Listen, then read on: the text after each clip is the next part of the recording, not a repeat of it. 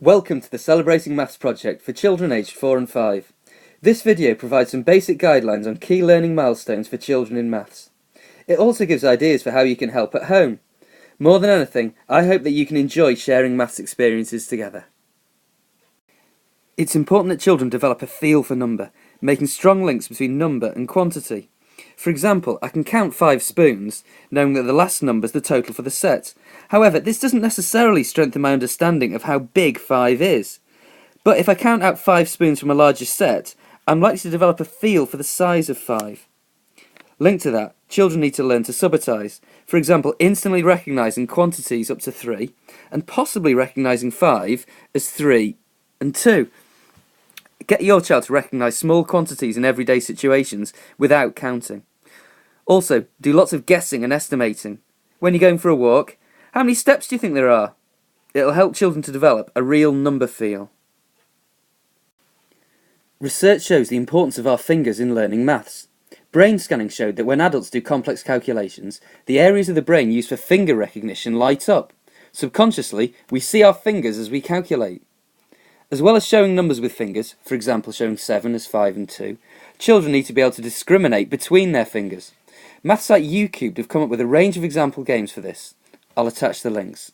Let's have a quick look at 2 of the games in action. In the first, squeeze a finger that the child can't see. Which one was it? The second involves following the lines of a maze with different fingers.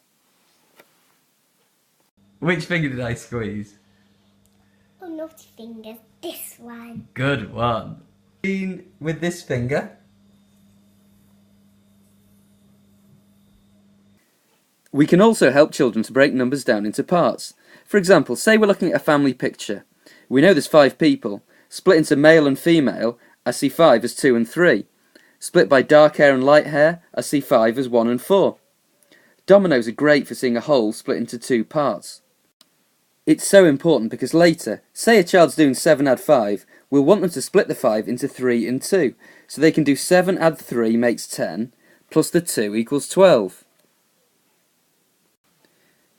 Here's a game for adding the parts of the dominoes blocks. Predict whether you think the next piece will be higher or lower than the one before.